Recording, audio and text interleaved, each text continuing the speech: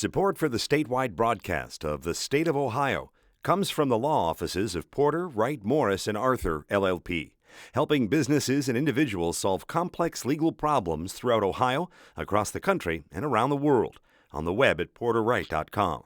And from the Ohio Education Association, representing 121,000 teachers, support professionals, and higher education faculty committed to the success of every child. Online at ohea.org. Looking back and learning more about a legend in Ohio politics and taking a trip back in time to an iconic Columbus restaurant. That's what we're doing this week in the state of Ohio.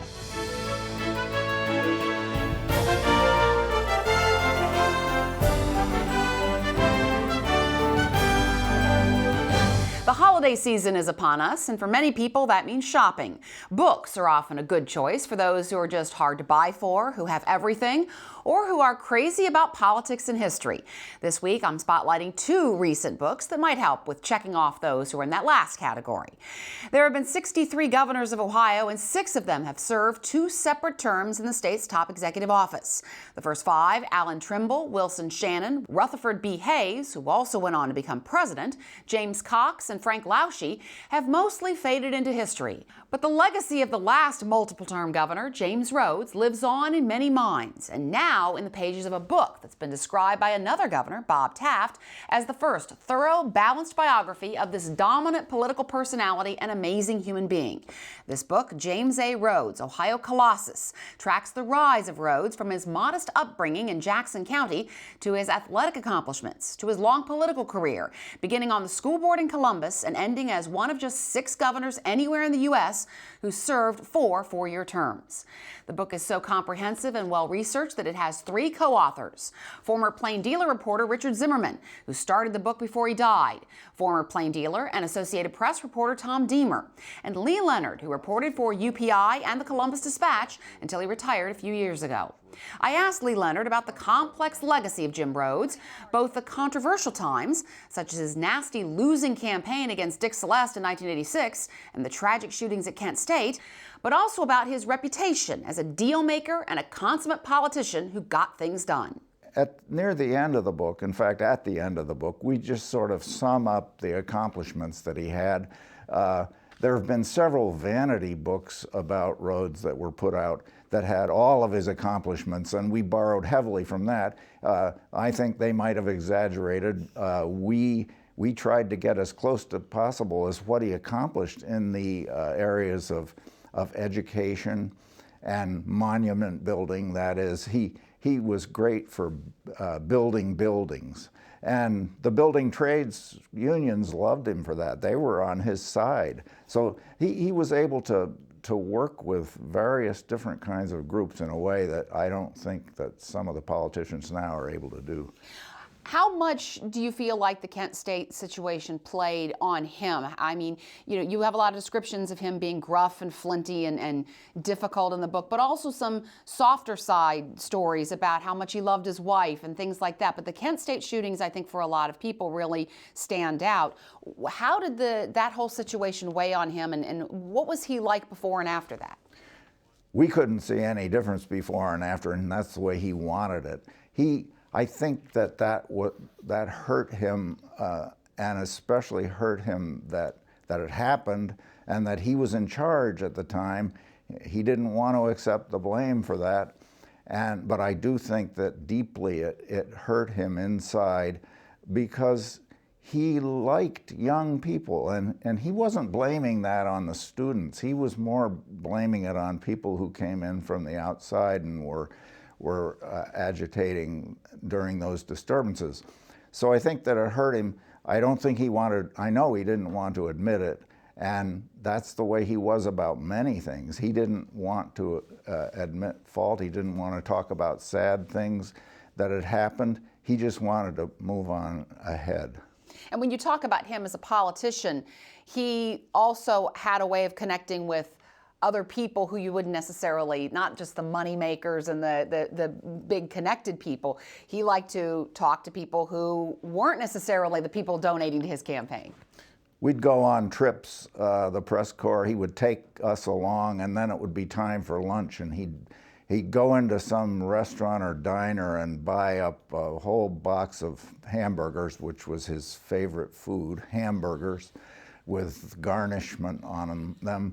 And we'd be sitting there eating, and then we'd say, well, where's the governor? And you'd go into the restaurant, and he'd be sitting down beside some laborer, and they'd be eating a bowl of chili or a pickled egg.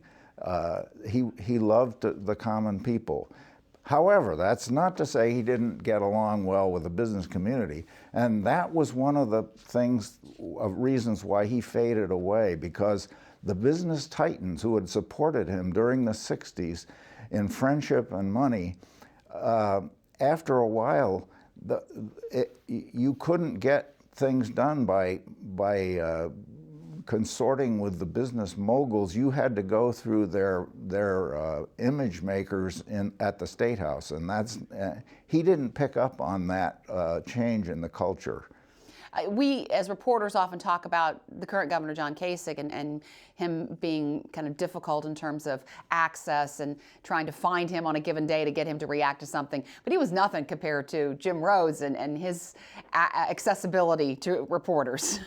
Well, Governor Rhodes, when he wanted to get something out there, he wasn't above scheduling 2 and 3 press conferences a day.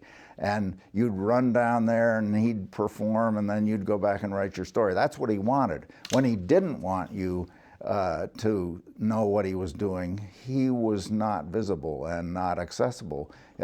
You couldn't find out where he was. He didn't have a governor's schedule. And after the first 8 years, when he came back into office, and we had 4 years of John J. Gilligan, the Democrat, who published a governor's schedule every day, we said, we're going to have this kind of orderly government. And Rhodes, in effect, said, no, you're not. I'm just going to do what I did the last time. And he didn't live in the governor's residence, which John Kasich doesn't live in the governor's residence. He kept all sorts of hours, different places. He was at the athletic club a lot. He left the state occasionally and just didn't let anyone, I mean, I'm sure his staff knew, but you as a reporter didn't know. That's right, and he didn't want us to know. And our co-author, Rick Zimmerman, who did much of the work on the early years and knew Rhodes when he was auditor, he was a cartoonist, and he drew this cartoon that was always posted on the press room bulletin board called The Weed Patch. And Rhodes was always vanishing into the weed patch when he didn't want us, and there would be the series of cartoons. I wish we'd kept them. But you bring up Governor Kasich, we can see flashes of Rhodes there. The rambling speeches and the unpredictability. What's he going to do next? Because John Kasich doesn't govern by a formula either, and neither did Rhodes. It's interesting you mentioned communication with Rhodes. I mean, Rhodes is almost indirectly responsible for the creation of our State House News Bureau. During the blizzard in '78, he wanted a way to communicate with the entire state of Ohio, and that's one of the reasons why our Bureau exists. So he did have a thought that this was a state that needed mass communication, that you needed to get the word out to people across the state, but when on his time frame and on his schedule. That's true, and also as far as communicating, he did not personally, he wasn't a good communicator by making television commercials during his campaigns. He wasn't in the commercials because people wouldn't have believed how he spoke. And so he wisely kept himself away from those. But he did other things that you wouldn't expect. You wouldn't expect him to set up a communicating network. He was really well read, and he was responsible in many ways for the push toward college educations in Ohio and really affecting that. He read like we never knew how well read he was. He read books, serious books, not comic books, and that's how he learned. He carried the Wall Street Journal around in his briefcase, and he looked at that. That's where he got a lot of his ideas for forward-looking technology that he wanted to get in on, especially in the private sector where he could make some money, which is what he did. But he did things that you would never have expected him to do. He was the one who stopped executing people, murderers. He stopped the electric chair I believe it was in 1963, and it never started up again until into the 80s. No, the 90s, because yes. that was when Bob Taft was governor. Right. And they didn't pass a law reinstating the death penalty until 1981. And Justice Pfeiffer was the sponsor of that. Your book comes out at a unique time. We're kind of seeing a younger set of lawmakers come in. The youngest House Speaker in recent history, 33 years old, is elected. Your co-author, Tom Deemer, said on another program that this era is rapidly fading, the era of Jim Rhodes. So it's interesting that the book comes out at a time and tells a story about an era that we're starting to see go away. And I don't think that Jim Rhodes would treat the Tea Party folks in the same way as they are treated now by the mainstream Republicans. Rhodes was a guy who wanted to solve problems, to get things done, and he wanted to work with them. He didn't want to just go out and lambaste them and then run for election and say, I'm for this and you're not, elect me. He was more about getting things done, talking to the other side. And in those days, the right-wing conservatives, there weren't the social issues that there are now. It was all based on economics. The conservatives wanted to cut the budget, they wanted less government, and they wanted more private sector involvement. And Rhodes fit that to a T. He was for that, and so he did things that they liked, but he wasn't a right-wing conservative. Which brings up a question that you've been asked before, I know. With Rhodes and the personality that he had, the financial situation that he was in, the public stances on issues that he made, and just his overall personality. I mean, this state is largely Republican, at least according to the last election. Could Jim Rhodes be elected governor today? If he were alive, of course. The only reason that he couldn't be elected is because things have moved on. You do things in a different way. You run campaigns in a different way. His last campaign, even according to his own running mate, Bob Taft, I think he might have said this in the foreword, and if he didn't, he says it in the book, that the campaign that year in 1986 was pitiful because they had very few advisors. They didn't. They weren't good at money raising at that point, and they were just basically taking clips out of the newspapers and making press releases out of what their opinions were, and then going around the state. His style of campaigning just wouldn't get it anymore, and I think that would be the main barrier. But I think we're in need of someone who can get things done in a way that he did. So to learn about that campaign, about Kent State, about his background, all these things, your book, James A. Rhodes, Ohio Colossus. Thank you so much, Lee Leonard. I appreciate you being here. Thanks for having me, Karen. I enjoyed it. Leonard says the book's title, Ohio Colossus, came from one of the co-authors, Tom Deemer, who thought it to be a good play on the name of the Colossus of Rhodes statue, one of the 7 wonders of the ancient world. And Leonard said it works because of the way Jim Rhodes dominated the political landscape of Ohio. The landscape of Columbus changed forever in the first week of November 2000, when an iconic building on the city's east side was demolished. That building was the Kahiki Supper Club. It was closed earlier that year, and that shutdown marked an end of an era for Kahiki fans around the city, the state, and the country, including yours truly, who was among thousands of people over the years who chose the Kahiki as a background for birthday celebrations, prom night dinners, wedding anniversaries, and other important gatherings of family and friends. The place was unlike anywhere else in Columbus, with its waitresses in grass skirts, torches lit with actual fire, aquariums on the walls, tropical birds, its fountain in the foyer, and the Polynesian-looking huts over sections of the dining area. I talked recently with 2 of the authors of the new book, The Kahiki Supper Club, A Polynesian Paradise in Columbus, David Myers and his daughter, Elise Myers-Walker, who've written several historical books, including one about the old Ohio Penitentiary.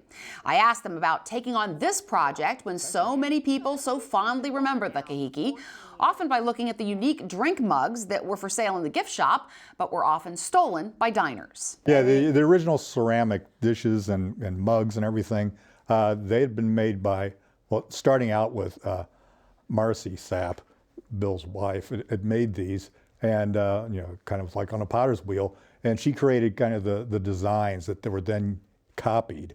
They tried to have them made in Mexico, and we have a story in there about the mystery drink bowls, which are large and had 4 tiki figures on them, things.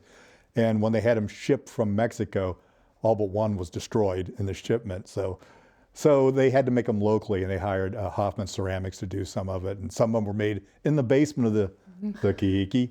But a number of different ceramic companies got involved in making this stuff over the years. But the original stuff they didn't sell. Later on, in the later incarnation of the restaurant, they did make things to sell in the gift shop. So what we're saying is anybody who has an original mug, it was stolen somewhere down the line. Yeah. Not saying anything. Yeah. This place was a big deal in Columbus at the time. It was a supper club, which is different than a restaurant. You went there, it was a destination. You went there for a whole evening of entertainment, drinks, dinner, the whole deal. And you had mayors and public figures, celebrities when they came from out of town came to the Kahiki. It was also the site of a major controversy, though, between the Columbus Police Department and some members of the African American community in 1975. And this was a controversial time anyway. It ended up, started out over an unpaid bill, ended up with some physical altercations, dozens of cops at the Kahiki, and then 3 of the diners who had been accused of not paying the bill faced charges. They were convicted. 2 police officers were fired. And then there was an order by a judge, Robert Duncan, who would later rule on desegregation and busing in the Columbus schools. He ordered that the Columbus police force needed to have a certain percentage of African Americans on the force.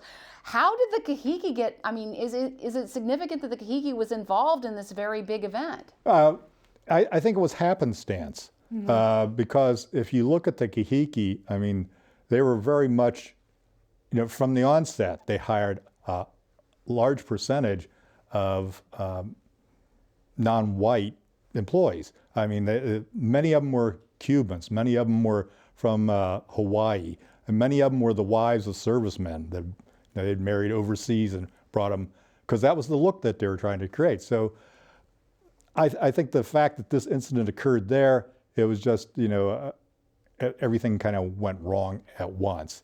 And it became, as you alluded to, very much a political football, and there was a boycott of the Dispatch because they advertised, and they felt that was a way to hurt the community, to get the African Americans to get somebody to respond to this situation. And you had police officers that were fired, you had police officers that were reinstated. Everything imaginable took place in this incident, and they were kind of, once it started, they're kind of powerless to do anything about it. There was definitely an over-escalation of an incident that could have been resolved quietly. Any incident that begins with a dispute over a bill and ends with people hospitalized, incredibly horrible accusations of abuse on both sides. Pretty much everybody was accusing everybody of all kinds of things. Obviously, an over-escalation happened. You could definitely say the number of officers that responded versus what the issue was may have been a little bit, I'm not even going to say it was too high. I'm not going to minimize that. It was incredibly inappropriate response on that. These were portion. 4 diners and dozens of police officers. There are plenty of fault all around. 2 of them young women. It wasn't a situation that needed that. And so, as he was saying, it could have happened anywhere, I think, because it was a minor thing with regard to the restaurant. It was when it got outside the restaurant that it just became huge. It was a major incident from the standpoint of the minority community. And you have, African Americans who never would go to the restaurant after that, because, there's still, I see things posted on the internet, there's still very much, some hard feelings about that way the whole thing played out, so. And there are still, though, positive feelings about the Kahiki. I want to ask you, Elise, so, there was this decision to close it. The current owner sold the property to the drugstore chain, Walgreens, and they tore it down. What was the reaction? What's been the reaction since then? David mentions this tiki culture, which is interesting to know that it's out there, but there is a whole community of people that also thought this was a really interesting place. There is, yeah, and I would be remiss not to mention the Fraternal Order of the Moai. Our co-author brother Jeff is heavily involved in them. They are a charitable organization of people who enjoy tiki culture, and they were actually the ones responsible for bringing the moai from the Kahiki to the grass skirt. And that's the huge fireplace that was there. That's actually the small fireplace. Yeah. The huge one, last we heard, was in a field in Pennsylvania? Vermont. That was the last time. It was the fraternity, the moai could tell you much more about that. They know well more than that. But yeah, a huge fan following. And when it closed, people were very, very upset. Now we take a more sympathetic stand in the book. We've noticed that everybody who's upset, nobody offered to buy it themselves and run it. It was definitely huge financial losses. I liken it to what's happening with Olympic Swim Club in Clintonville right now. Which is another area of Columbus. And I'm born and raised in Clintonville. I love Olympic. That was a great place. But at the same time, the family who owns it are saying, we've been running at a loss for 10 years. We cannot do this. But they're getting a lot of backlash because they're closing something that's viewed as an institution. And maybe people think it's bigger than just the people who run it. Well, I think part of the problem is in Columbus we have a reputation for tearing down our history. And I think so anything like that becomes a rallying point for the preservationists who are upset that we don't do more to preserve it. Now, that when we tore down the penitentiary, I don't know why parts of it couldn't have been kept intact. And I've discussed this before. It's a tough thing, though, as you're trying to transition things that used to be one thing into something else. I'm thinking of the casino in Cleveland, in Tower City. It's a unique use of that old space that used to be Dillard's and was things before that. But, you have people that don't like it being used as a casino. So, But again, as Elise mentioned, those people aren't stepping forward with money to do something different. There was a plan, though, to rebuild the Kahiki somewhere else and try it again, and that's is that going anywhere? No, I took Michael Sal, who was the final owner of the Kahiki, at the closing, when they had the closing party, he said that he wanted to rebuild it on the river, and he was putting in downtown Columbus. Yes, and he was putting a lot of the decor and the moai and things into storage so that they could do that. And in the book, we actually have an artist's rendering of what the intent was, which would be build this restaurant on the river right adjacent to the Veterans Memorial, which we're going to tear down too. But anyhow, I take him at his word that he really wanted to do that. But if you look at it, he was operating his Kahiki frozen food business, and he died in 2005. The restaurant, or the frozen food operation, didn't start making a profit until 2007. So he did not have the money to put into building a new restaurant. And there wasn't a lot of support for it from the, as I said, the movers and shakers, because they had their own vision for what the riverfront development should look like. There is definitely a plan for the riverfront, which we in Columbus are learning more about. But let me ask you, final question here, Elise. The whole idea of this supper club and this destination experience, I mean, it seems like people are moving away from that, moving more toward chain restaurants, moving into a different way of going out to dinner and socializing with others. Is there a place for a place like a Kahiki anymore? Oh, I think so. I think there's an ebb and flow to this. Maybe not something as large as the Kahiki. That's pretty large scale. And the only places that I can think of that are doing stuff like that are more the resort types of areas. I mean, if you go down to just outside Dollywood, Pigeon Forge, they have a restaurant shaped like the Titanic that you can eat in. I don't think that's the kind of thing you're going to see in like a Columbus or a Cincinnati or a Cleveland, because we're not a resort like that. Niagara Falls, give it a couple years, there'll be something similar to that. I think what we're moving towards here is still destinations, but the smaller ones, the gastropubs, the chef-owned kind of restaurants that are really popping up everywhere. That's where we're departing from the chains right now. That's our alternative here. Yeah, I think we should mention that the Mai-Kai, which is in Fort Lauderdale, Florida, was kind of the inspiration for the Kahiki, and the Kahiki just did it better.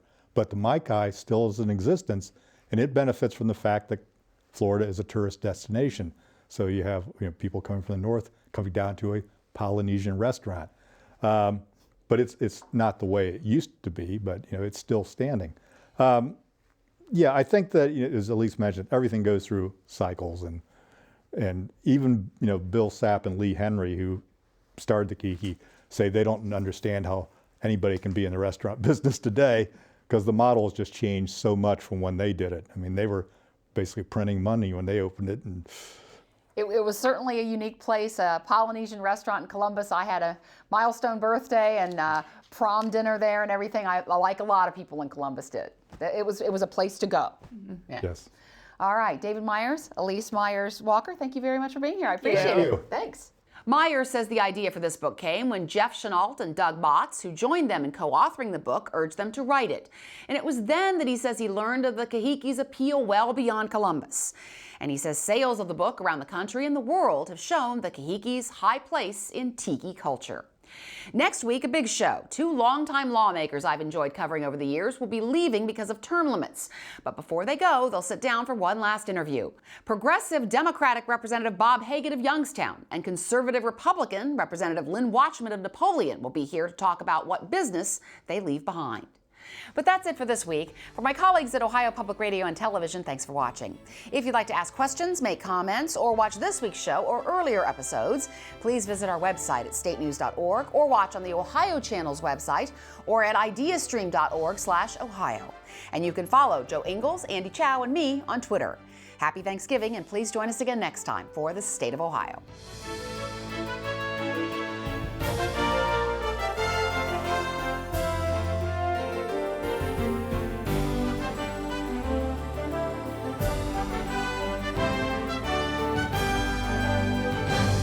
Support for the statewide broadcast of the State of Ohio comes from the law offices of Porter, Wright, Morris, and Arthur, LLP, helping businesses and individuals solve complex legal problems throughout Ohio, across the country, and around the world, on the web at porterwright.com.